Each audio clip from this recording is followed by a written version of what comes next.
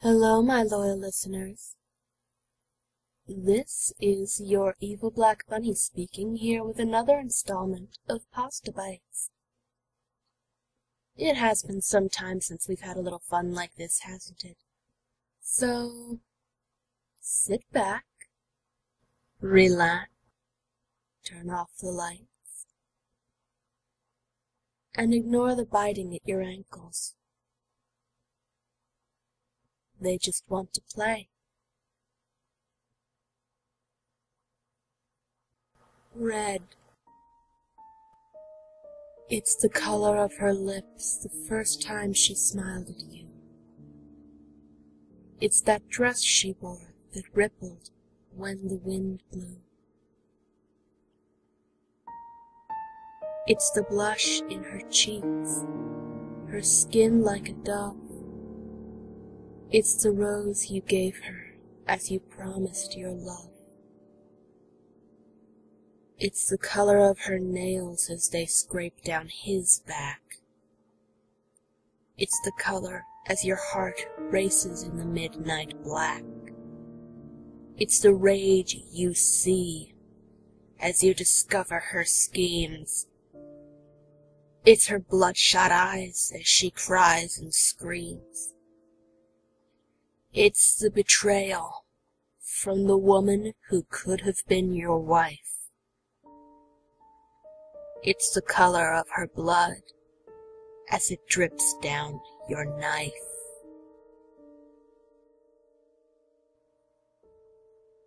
Public bathrooms. I was in a restroom at a gas station. Flickering lights, dirty floors, the worst of the worst. I checked all the stalls. They were all empty, and I settled into one that looked the cleanest.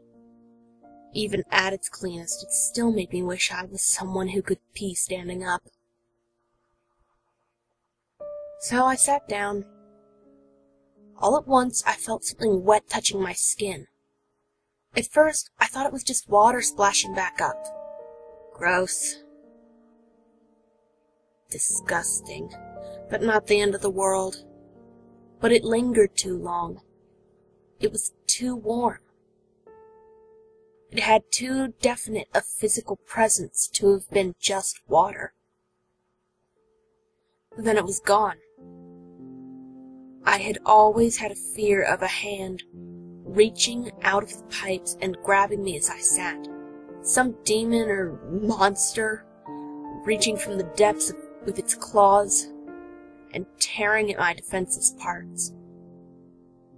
I knew I had to be imagining things. I gritted my teeth and tried to finish, until it happened again. In horror, I scrambled to my feet, visions of long and creaking fingers stretching out of the toilet bowl. Terrified to look, but knowing I had to do it, I turned toward the toilet. It wasn't a hand. It was a face. A note from hell. Ever wonder what hell is like? No, it's not a vast sulfuric inferno populated by the damned and their horned pitchfork-wielding tormentors. What an absurd notion. Something only a bunch of illiterate desert people could come up with. A desert hell of a desert god, but I digress. Hell is nothing of the sort because hell is not a place. It's knowledge.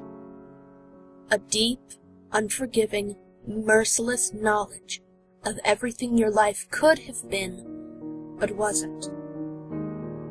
That scraggly stranger on the street you didn't condescend to acknowledge. That girl you weren't brave enough to tell your true feelings to. That job offer you made some stupid excuse not to take. Hell, even that time you turned down your friend's invitation to a dinner party because you felt insecure about going out that night. You couldn't be blamed because you didn't know the repercussions of your actions. But in hell, every twist of fate and every possible combination of your seemingly minor interactions is revealed in full. What you could have done, but didn't.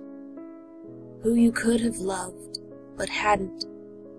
What opportunities you had, but did not bother with.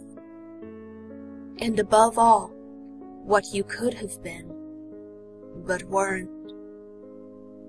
So, no, hell is not a place. Far from it. Hell is a deep, unforgiving, and merciless regret. A night at the barn. The full moon cast shadows across the field where my lonely barn was located. I could hear wildlife calling mates and preparing to hunt in the distance. The crisp air never smelled fresher. Tiny rats scurried across the planks of wood that gave my temporary workplace a foundation. Drops of water leaked from the roof from an earlier rainfall. My muscles ached from the previous night's work, but tonight's task proved to be even tougher. The agony, sweat, and blood pulsed through my body as I worked. My heart was racing as saliva thickened in my mouth. I've never felt more alive than right now. Although I had to keep wiping the sweat away from my eyes, I told myself that the end would pay off. With each minute that passed, I could feel the burden slip off my shoulders. This is the last one, I swore to myself. I took a huge breath and flung the axe into his stomach. Going viral. The tune was so catchy, no one could get it out of their head. You'd find yourself humming it without even realizing. Where had you even heard it last? Oh, right, the guy who made your coffee had been whistling it. Or was it in that new commercial? Well, it hardly mattered. The thing was everywhere. Radio stations strung together hour-long medleys. The internet was absolutely riddled with amateur versions, and buskers played it on street corners. You would have expected people to get tired of it, but no one did. Now and then, though, someone would wonder about the tune's origins. A reporter would interview a man who'd say he had first heard it while being tested in a secret corporate lab, or a wild-eyed astronomer who would claim it had arrived on a signal from space that told him they were coming soon. Just your typical tinfoil hat wearers. The original composers were undoubtedly off relaxing on whatever islands they must have purchased. But why worry? As the tune circled the globe, violence and murder decreased to practically nil. Wars faded away. Politicians began to work together.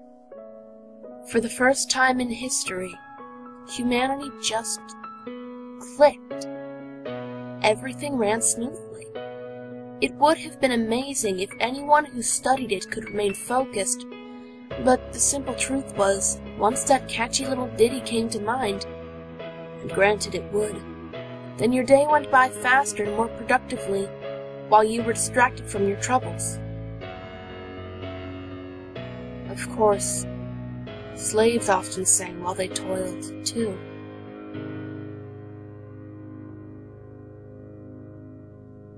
Six little children. 6 little children playing in the park. One of them leaves, he can't be out after dark. 5 little children climb the jungle gym. Another goes home, but she was far too thin. 4 little children coasting down the slide. 2 more gaunt, they hop in their mother's ride. 2 little children sitting by the tree. They get up and start to run, 'cause they've spotted me. 1 little child trips and falls. I lick my lips. I won't go hungry after all.